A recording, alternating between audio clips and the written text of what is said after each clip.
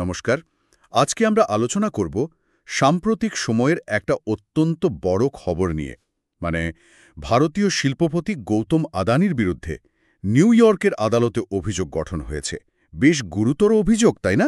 হ্যাঁ, খুবই গুরুত্বপূর্ণ। মার্কিন বিচার বিভাগ মানে ডিপার্টমেন্ট অফ জাস্টিস আর এফবিআই এরা তদন্ত করেছে, আর তাদের মনে হয়েছে যথেষ্ট প্রমাণ আছে। মূল অভিযোগটা হল ভারতের সোলার পাওয়ার প্রজেক্ট নিয়ে কোটি কোটি ডলারের ঘুষের ষড়যন্ত্র। আচ্ছা, অভিযোগটা ঠিক কীরকম? মানে বলা হচ্ছে গৌতম আদানি সহ মোট ৮ জন, তারা নাকি প্রায় $২৬৫ মিলিয়ন, মানে প্রায় ২,২০০ কোটি টাকা সরিয়ে রাখতে রাজি হয়েছিলেন ঘুষ দেওয়ার জন্য। একদম, অভিযোগটা সেরকমই। আর যেটা আরও চাঞ্চল্যকর সেটা হলো প্রসিকিউটররা বলছেন গৌতম আদানি নিজে নাকি এই ঘুষ সংক্রান্ত কিছু আলোচনায় অংশ নিয়েছিলেন। নিজে অংশ নিয়েছিলেন? হ্যাঁ, তাদের দাবি সেরকমই। উদ্দেশ্য ছিল একটা বড়সড় চুক্তি পাওয়া, যেখান থেকে আগামী ২০ বছরে প্রায় $২ বিলিয়ন লাভ হতে পারত, এরকম একটা অনুমান। ও আচ্ছা, আর এর ভিত্তিতেই কি গ্রেফতারি পরোয়ানা জারি হয়েছে? হ্যাঁ, গৌতম আদানি আর তার ভাইপো সাগর আদানি, এই দুজনের বিরুদ্ধে। এখানে আসলে আমেরিকার একটা আইন খুব প্রাসঙ্গিক হয়ে পড়ছে, ফরেন কারাপ্ট প্র্যাকটিসেস অ্যাক্ট বা এফসিপিএ। হ্যাঁ, এফসিপিএ।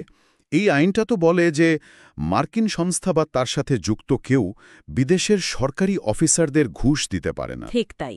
অভিযোগ হল ২০২০ থেকে ২০২৪ সালের মধ্যে এই আইন ভেঙেই ভারতীয় অধিকারীদের ঘুষ দিয়ে বিদ্যুৎ চুক্তি পাওয়ার একটা ষড়যন্ত্র হয়েছিল, আর এর জন্য নাকি মার্কিন অর্থ আর পরিকাঠামো ব্যবহার করা হয়েছে।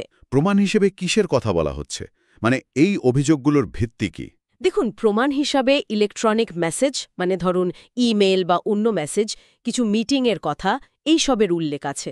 আর ঘুষের টাকা লেনদেনের জন্য নাকি কিছু সাংকেতিক ভাষাও ব্যবহার করা হতো। সাংকেতিক ভাষা যেমন? হ্যাঁ, আদালতে পেশ করা তথ্য অনুযায়ী গৌতম আদানিকে নাকি SAG, মিস্টার এ বা ধরুন নুমেরো উনো, দ্য বিগ ম্যান, এইসব কোড নামে উল্লেখ করা হয়েছে। ইন্টারেস্টিং। শুধু ঘুষই নয়, আরও অভিযোগ আছে শুনছি। হ্যাঁ, আরও ৪টে অভিযোগ রয়েছে।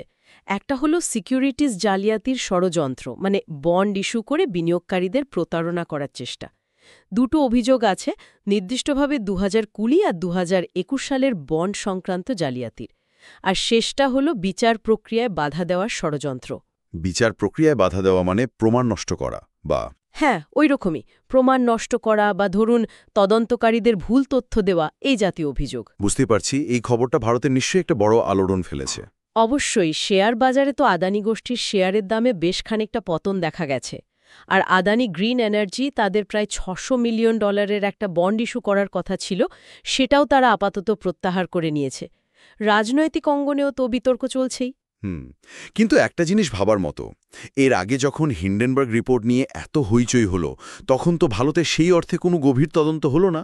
সুপ্রিম কোর্টও তো সেবির তদন্তের উপরই ভরসা রেখেছিল। কিন্তু এখন মার্কিন বিচার বিভাগ এত সক্রিয়, এই বৈপরীত্যটা চোখে পড়ার মতো নয় কি? একদম, এটা একটা গুরুত্বপূর্ণ পর্যবেক্ষণ। দেশের অভ্যন্তরে তদন্তের অভাব আর আন্তর্জাতিক স্তরে এই সক্রিয়তা, এটা দেশের কর্পোরেট গভর্নেন্স এবং আইনি প্রক্রিয়া নিয়ে কিছু প্রশ্ন তুলে দেয় বই কি। আদানি গোষ্ঠী কিভাবে এর মোকাবেলা করছে? তাদের আত্মপক্ষ সমর্থনের কৌশলটা কি? দেখুন, দুটো কৌশল দেখা যাচ্ছে।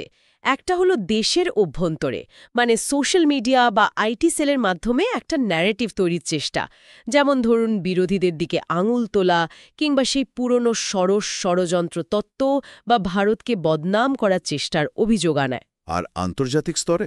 আন্তর্জাতিক স্তরেও কিন্তু তারা চেষ্টা করছে। যেমন ধরুন ডোনাল্ড ট্রাম্পকে অভিনন্দন জানানো আর আমেরিকায় $10 বিলিয়ন বিনিয়োগ আর ১৫,০০০ চাকরি তৈরির প্রতিশ্রুতি দেওয়া। এটা হয়তো পরিস্থিতি কিছুটা নিজেদের অনুকূলে আনার চেষ্টা। এই ট্রাম্প ফ্যাক্টরটা কি সত্যি কাজ করতে পারে? শোনা যায় ট্রাম্প বা তার সার্কেলের লোকজন নাকি এই এফসিপিএ আইনটা নিয়ে খুব একটা খুশি নন। হ্যাঁ, এরকম কথা শোনা যায়। ট্রাম্প নিজে এবং তার সম্ভাব্য অ্যাটর্নি জেনারেল জে ক্লেটন, এরা নাকি মনে করেন এই এফসিপিএ আইনটা মার্কিন সংস্থাগুলোর জন্য একটু অন্যায় বা অসুবিধাজনক। কাজেই ট্রাম্প যদি আবার ক্ষমতায় আসেন, তাহলে হয়তো এই তদন্তের গতি একটু কম হতে পারে বা অন্যদিকে মোড় নিতে পারে। এমন একটা সম্ভাবনা কিন্তু উড়িয়ে দেওয়া যায় না। আচ্ছা, কিন্তু বিষয়টা তো শুধু আমেরিকার নয়, অন্যান্য দেশেও তো আদানি গোষ্ঠীর প্রজেক্ট নিয়ে কিছু প্রশ্ন উঠেছে। হ্যাঁ, উঠেছে তো। বাংলাদেশ, কেনিয়া, শ্রীলঙ্কা এই সব দেশেও তাদের কিছু প্রকল্প নিয়ে স্থানীয় স্তরে উদ্বেগ বা তদন্তের খবর পাওয়া গেছে। তাহলে ব্যাপারটা দাঁড়াচ্ছে, একদিকে আন্তর্জাতিক স্তরে বারবার প্রশ্ন উঠছে, তদন্ত হচ্ছে, অন্যদিকে দেশের ভেতরে সেই অর্থে কোনো প্রশ্ন উঠছে না বা তদন্ত হচ্ছে না। ঠিক। এই বৈপরীত্যটাই এখন সবচেয়ে বেশি করে চোখে পড়ছে। সব মিলিয়ে দেখলে মার্কিন আদালতে এই অভিযোগ আদানি গোষ্ঠীর জন্য একটা বিরাট চ্যালেঞ্জ তো বটেই। ঘুষ, জালিয়াতি, বিনিয়োগকারীদের ঠকানো, বিচার প্রক্রিয়ায় বাধা দেওয়া অভিযোগগুলো অত্যন্ত গুরুত্বপূর্ণ। মার্কিন বিচার ব্যবস্থা যেভাবে এগোচ্ছে, তাতে ভারতের আগের ঘটনাগুলোর তদন্ত না হওয়ার বিষয়টা আরও বেশি করে সামনে আসছে। দেশের সুনামের প্রশ্নেও এটা একটা ধাক্কা। অবশ্যই। যদিও আপনি যেমন বললেন, ট্রাম্প ফ্যাক্টর একটা ভূমিকা নিতেও পারে ভবিষ্যতে। হ্যাঁ, সেটা সময় বলবে, কিন্তু আলোচনা শেষ করার আগে একটা প্রশ্ন মনে আসছে। এই সূত্রগুলো আমাদের যা ভাবতে বাধ্য করছে, যখন একই শিল্পগোষ্ঠীর বিরুদ্ধে বারবার আন্তর্জাতিক স্তরে এত গুরুত্বপূর্ণ অভিযোগ উঠছে, দেশের সম্মানীয় টানাপোড়েন চলছে, তখন একটা পূর্ণাঙ্গ তদন্তের জন্য জয়েন্ট পার্লামেন্টারি কমিটি বা জেপিসির দাবি কি সত্যি অযৌক্তিক? এই দাবিটা কি সব বিতর্কের একটা নিষ্পত্তি করতে পারত না? এটা কিন্তু ভাবার মতো একটা বিষয়। আজকের মতো এখানেই শেষ করছি। ধন্যবাদ।